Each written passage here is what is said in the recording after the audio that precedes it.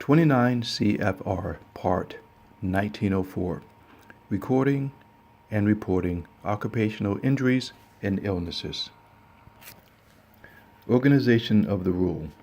Subpart A, Purpose. B, Scope. C, Forms and Recording Criteria. D, Other Requirements. E, Reporting to the Government. F, Transition. G, Definitions. Purpose of the rule: to require employers to record and report work-related fatalities, injuries, and illnesses. Note: recording or reporting a work-related illness, injury, or fatality does not mean the employer or employee was at fault, an OSHA rule has been violated, or that the employee is eligible for workers' compensation or other benefits. OSHA injury and illness record keeping and workers' compensation are independent of each other. Subpart B, Scope. 1904, Part 1, Small Employer Partial Exemption. Point 2, Industrial Partial Exemption. See Appendix A to Subpart B for complete list. Point 3, Keeping records for other federal agencies. Partial exemption. Employers that are partially exempt from the record-keeping requirements because of their size or industry must continue to comply with 1904.39, reporting fatalities, amputations, the loss of an eye, or the inpatient hospitalization of one or more employees. 1904.41, Annual OSHA Injury and Illness Survey, if specifically requested to do so by OSHA. 1904.42, BLS Annual Survey, if specifically requested to do so by BLS. 1904.1, Size Exemption.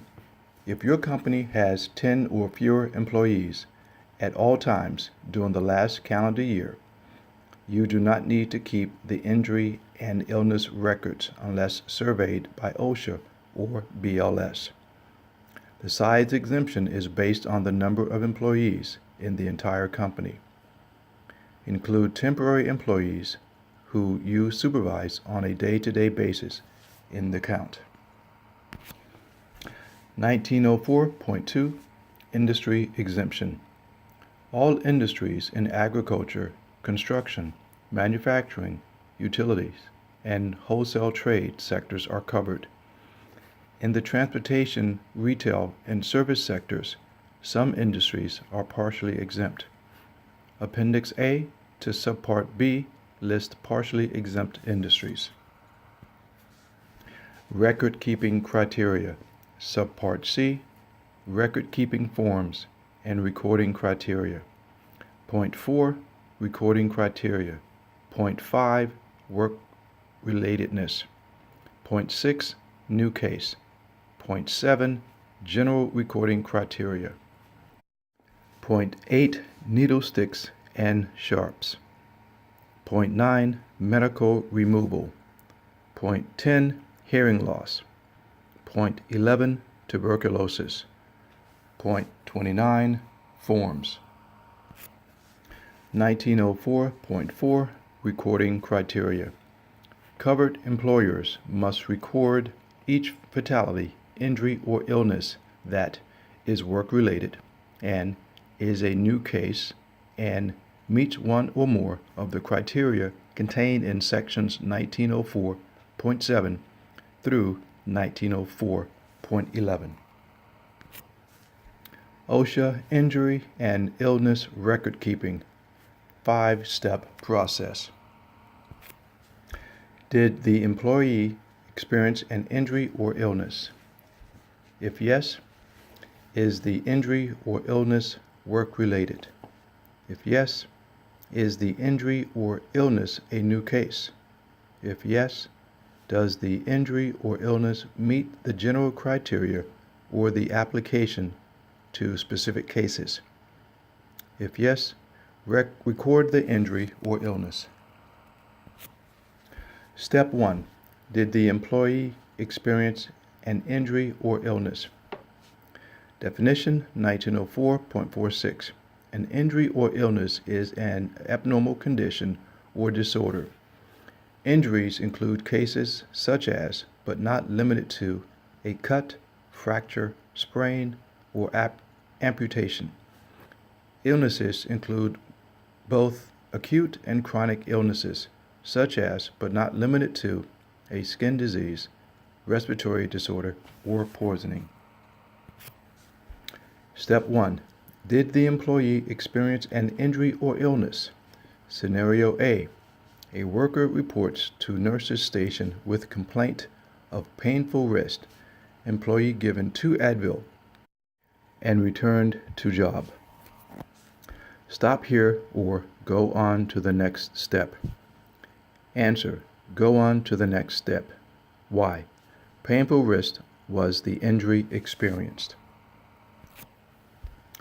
Step 1. Scenario B.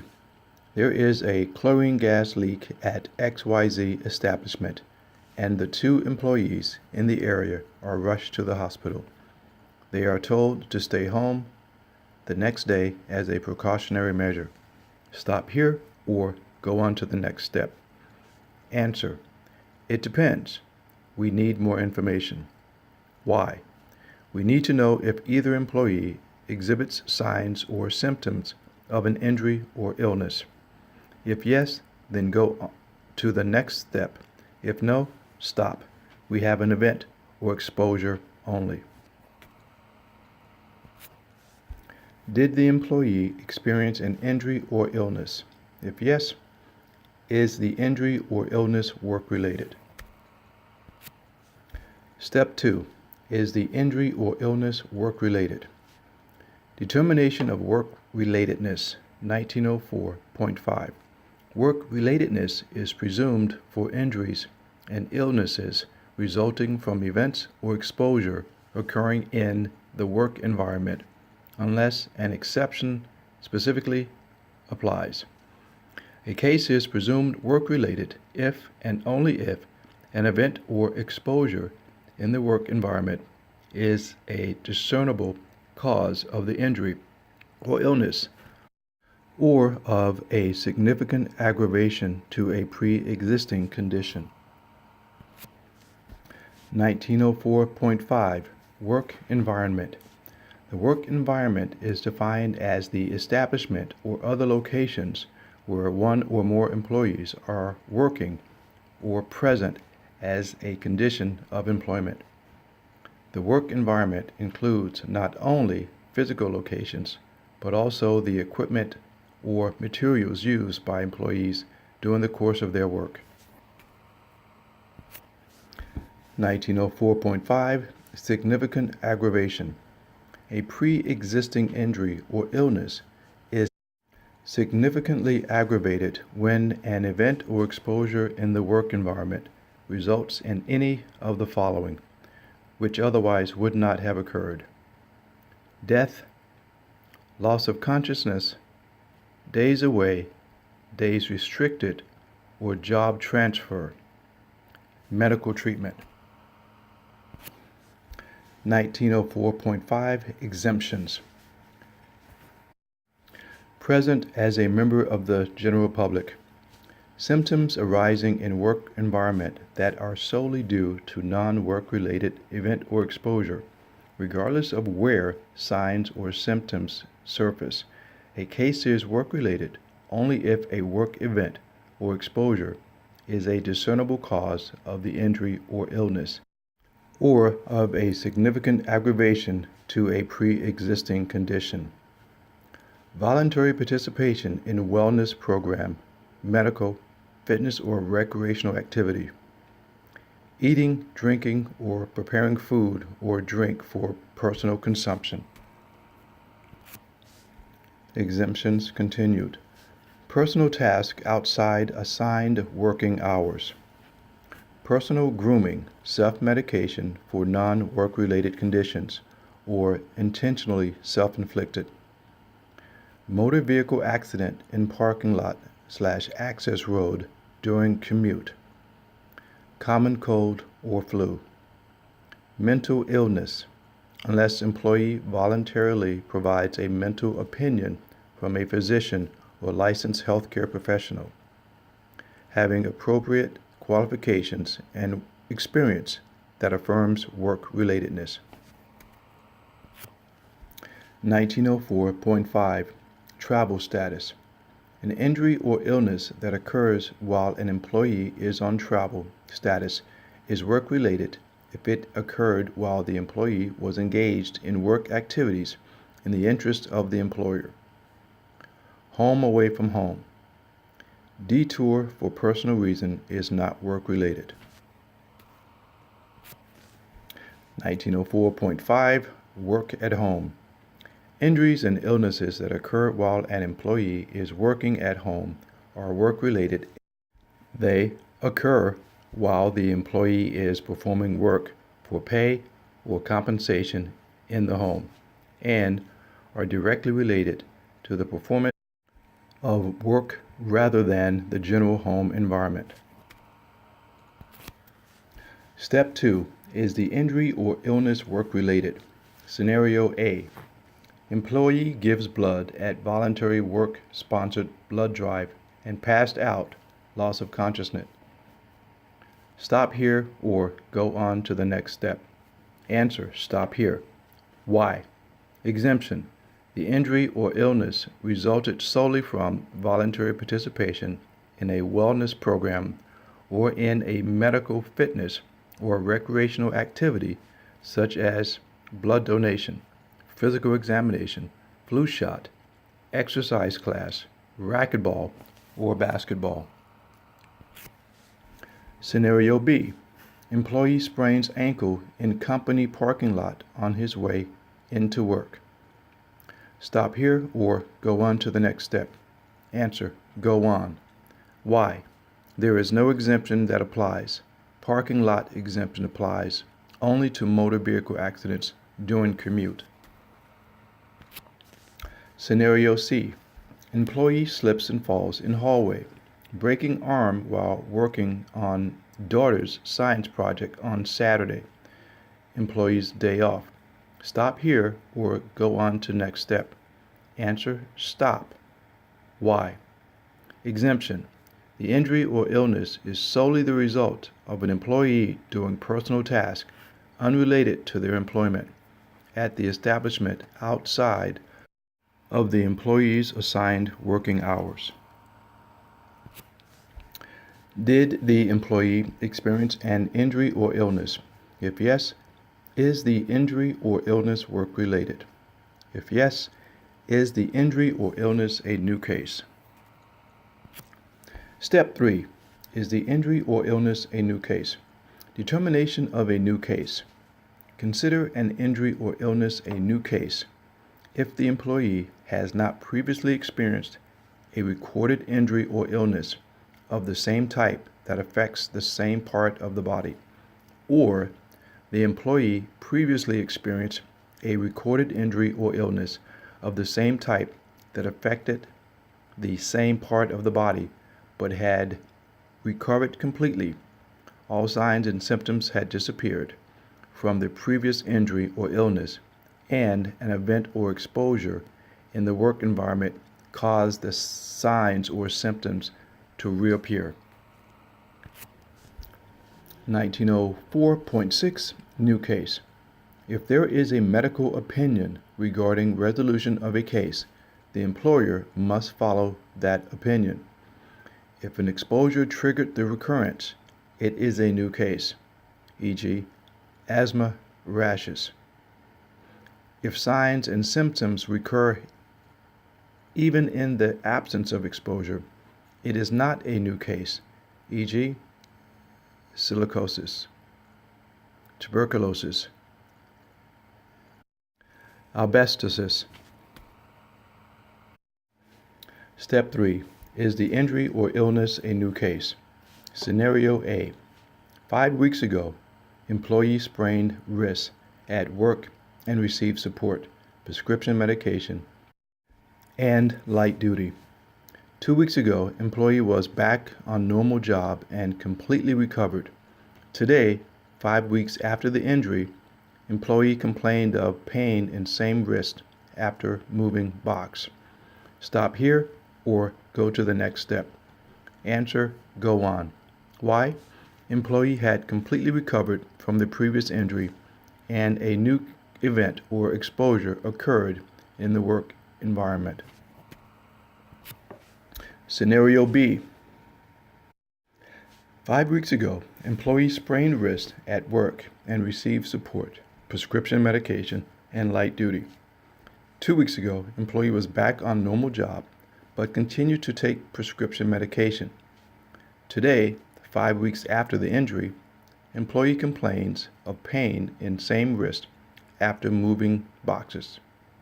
Stop here or go to the next step. Answer, stop. Why? Employee had not completely recovered from the previous injury or illness. Update the previously recorded entry if necessary. Scenario C. Employee fractures foot at work. Every 6 months or so it bothers him and he is placed on light duty for a day or two. Stop here or go to the next step. Answer, it depends. We need more information. Why? Was the employee completely recovered? If no, stop. If yes, was there a new event or exposure in the work environment? Did the employee experience an injury or illness? If yes, is the injury or illness work-related?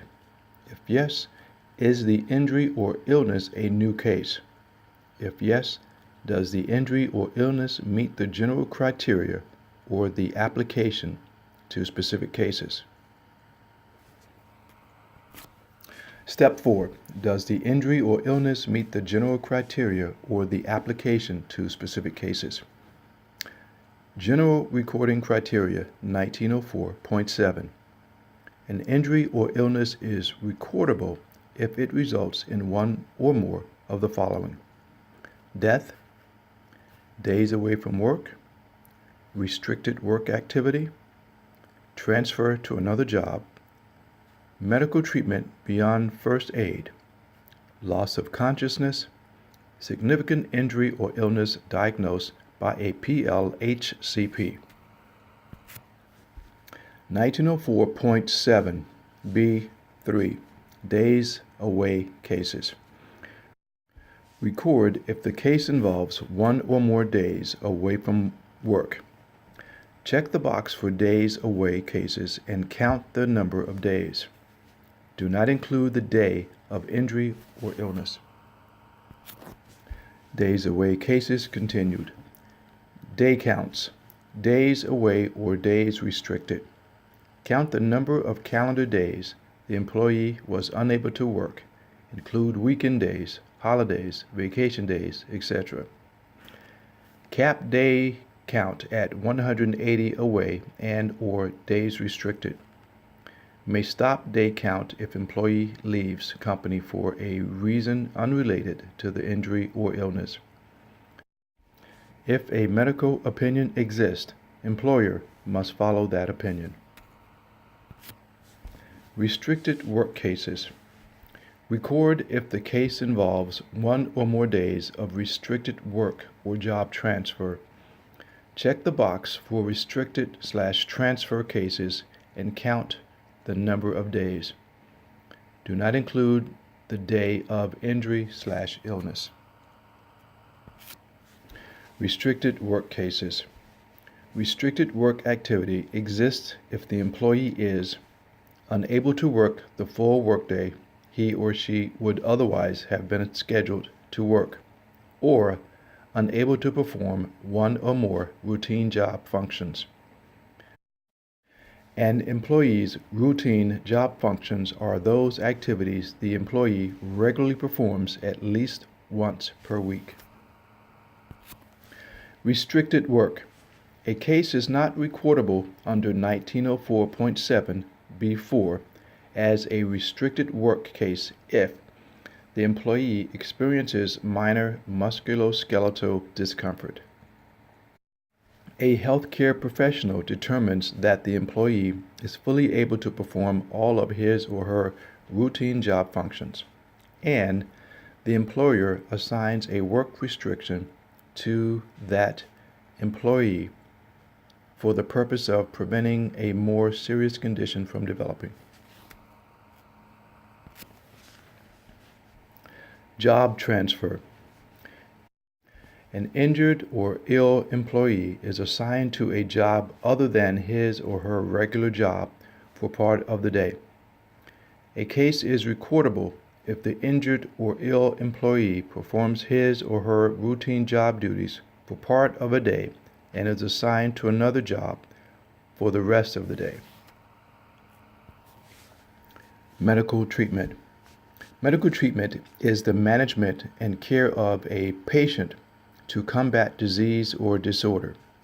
It does not include visits to a PLHCP solely for observation or counseling. Diagnostic procedures. First aid. First aid. Using non-prescription medication at non-prescription strength. Tetanus immunization. Cleaning, flushing, or soaking surface wounds. Wound covering. Butterfly bandages. Steri-strips. Hot or cold therapy. Non-rigid means of support. Temporary immobilization device used to transport accident victim. First aid continued. Drilling of fingernail or toenail, draining fluid from blister. Eye patches. Removing foreign bodies from eye using irrigation or cotton swab. Removing splinters or foreign material from areas other than the eye by irrigation, tweezers, cotton swabs, or other simple means. Finger guards. Massages. Drinking fluid for relief of heat stress. Loss of consciousness. All work-related cases involving loss of consciousness must be recorded. Significant diagnosed injury or illness. The following work-related conditions must always be recorded at the time of diagnosis by a PLHCP. Cancer, chronic irreversible disease, punctured eardrum, fractured or cracked bone or tooth. Blood-borne pathogens. Record all work-related needle sticks and cuts from sharp objects that are contaminated with another person's blood or other potentially infectious material. Includes human bodily fluids, tissues, and organs, other materials infected with HIV or HBV, such as laboratory cultures. Record splashes or other exposures to blood or other potentially infectious material if it results in diagnosis of a blood-borne disease or meets the general recording criteria. Medical removal. If an employee is medically removed under the medical surveillance requirements of an OSHA standard, you must record the case. The case is recorded as either one involving days away from work or days of restricted work activities. If the case includes voluntary removal below the removal levels required by the standard, the case need not be recorded. Hearing loss. Must record all work-related hearing loss cases where employee has experienced a standard threshold shift, STS, and Employee's hearing level is 25 decibels, dB, or more above audiometric 0, averaged at 2,000, 3,000, and 4,000 Hertz in the same ear as STS. An STS is defined as OSHA's noise standard at 29 CFR 1910.95 G10I as a change in hearing threshold relative to the baseline audiogram of an average of 10 dB or more at 2,000, 3,000, and 4,000 Hertz in one or both ears. Hearing loss continued. Must compute the STS in accordance with OSHA's noise standard 1910.95. Compare employee's current audiogram to the original baseline audiogram or the revised baseline audiogram allowed by 1910.95 G9. May adjust for aging to determine whether an STS has occurred using tables in Appendix F of 1910.95.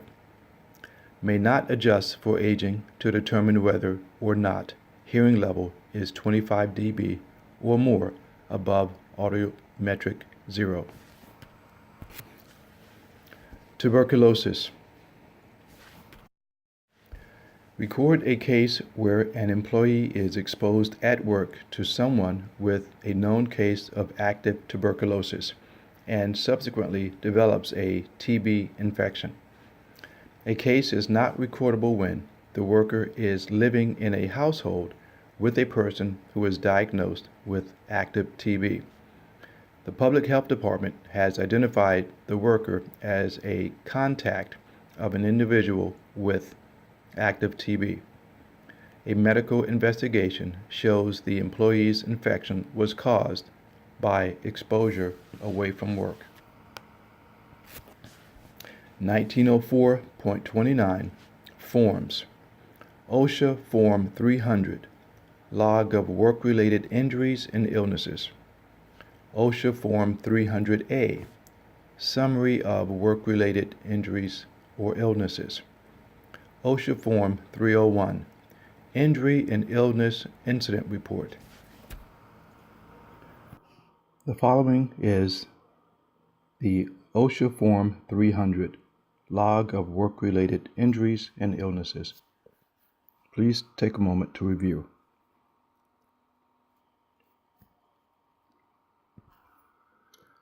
The following is OSHA Form 301, Injury and Illness Incident Report. Please take a moment to review. The following is OSHA Form 300A, Summary of Work-Related Injuries and Illnesses. Please take a moment to review. 1904.29 Forms. Employers must enter each recordable case on the forms within 7 calendar days of receiving information that a recordable case occurred. Forms continued. An equivalent form has the same information, is as readable and understandable, and uses the same instruction as the OSHA form it replaces. Forms can be kept on a computer as long as they can be produced when they are needed, i.e., meet the access provisions of 1904.35 and 1904.40. Privacy protection. Do not enter the name of an employee on the OSHA Form 300 for privacy concern cases. Enter privacy case in the name column. Keep a separate confidential list of the case numbers and employee names. Privacy protection. Privacy concern cases are an injury or illness to an intimate body part or reproductive system, an injury or illness resulting from sexual assault, mental illness, HIV infection, hepatitis, tuberculosis, needle sticks, and sharp injuries that are contaminated with another person's blood or other potentially infectious material. Employee voluntarily requests to keep name off for other illness cases.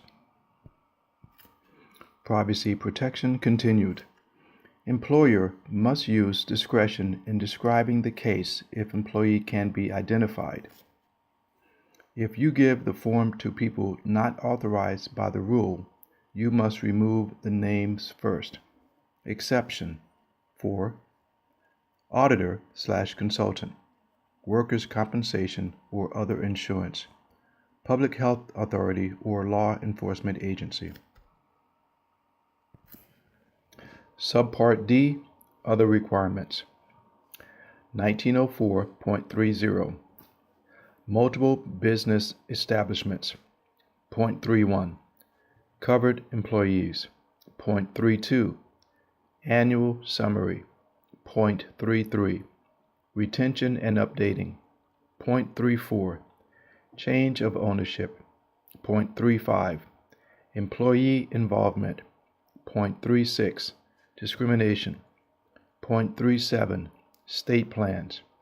.38, Variances. 1904.30, Multiple Business Establishments. Keep a separate OSHA Form 300 for each establishment that is expected to be in operation for more than a year. May keep one OSHA Form 300 for all short-term establishments. Each employee must be linked with one establishment. .31, Covered Employees. Employees on payroll. Employees not on payroll who are supervised on a day-to-day basis. Exclude self-employed or partners. Temporary help agencies should not record the cases experienced by temp workers who are supervised by the using firm. .32, Annual Summary. Review OSHA Form 300 for completeness and accuracy, correct deficiencies. Complete OSHA Form 300A. Certify Summary. Post Summary. .32, Annual Summary continued. A company executive must certify the summary. An owner of the company, an officer of the corporation, the highest ranking company official working at the establishment, or his or her supervisor, must post for 3 months period from February 1st to April 30th of the year following the year covered by the summary. .33, Retention and Updating. Retain forms for 5 years following the year that they cover. Update the OSHA Form 300 during that period. Need not update the OSHA Form 300A or OSHA Form 301. .35, Employee Involvement. You must inform each employee of how to report an injury or illness. Must set up a way for employees to report work-related injuries or illnesses promptly, and must tell each employee how to report work-related injuries or illnesses to you. .35, Employee Involvement. Must provide limited access to injury and illness reports to employees, former employees, and their personal and authorized representative. Provide copy of OSHA Form 300 by end of next business day. Provide copy of OSHA Form 301 to employee, former employee, or personal representative by end of next business day. Provide copies of OSHA Form 301 to authorize the representative within 7 calendar days. Provide only information about the case section of form. Point 36. Prohibition against discrimination. Section 11C of the Acts prohibits you from discriminating against an employee for reporting a work-related fatality, injury, or illness. Section 11C also protects the employee who files a safety and health complaint, asks for access to the Parts 1904 records, or otherwise exercises any rights afforded by the OSHA Act. Point 37. State plans. State plan states must have the same requirements as federal OSHA for determining which injuries and illnesses are recordable and how they are recorded. For other parts 1904 requirements, state plan requirements may be more stringent. 1952.4 has been modified to reflect these concepts. Subpart E, reporting information to the government.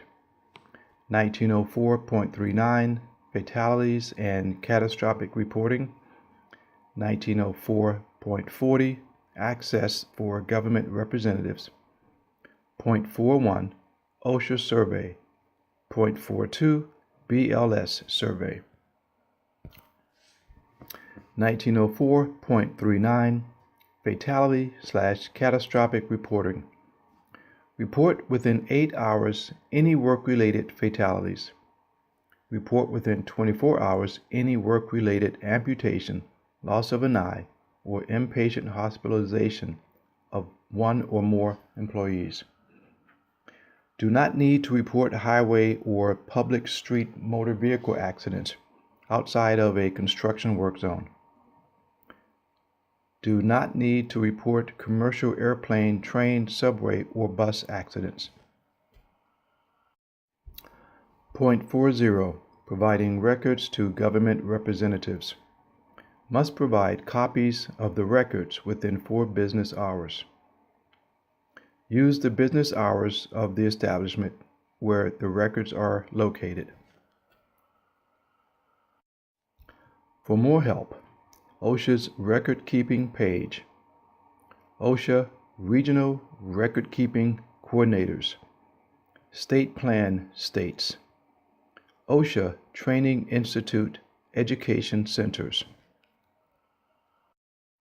This concludes Injury and Illnesses Comprehensive.